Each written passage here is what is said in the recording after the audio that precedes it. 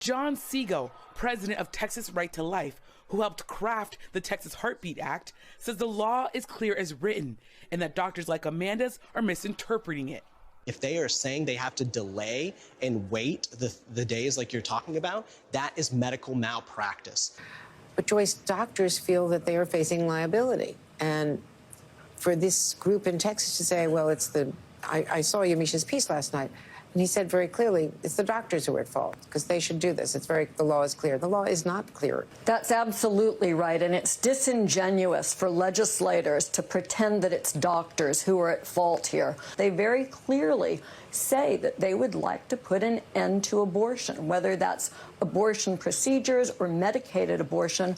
Women's rights are under attack on all fronts, and pretending that it's anything other than what it is, I think, demonstrates the sort of bad faith that these legislators are acting with. I want to talk about the confusion that I've seen in Texas as I continue to practice in the wake of the pro-life laws. The reality is nothing has changed in the way that most OBGYNs practice. Very few OBGYNs actually perform elective abortion. Polls have told us that maybe 7 to 14% will. So the majority of OBGYNs do care for a woman and her child. And our profession is unique. Sometimes we do have to balance the interest of one against the interest of the other, but we always do so in a caring and compassionate way.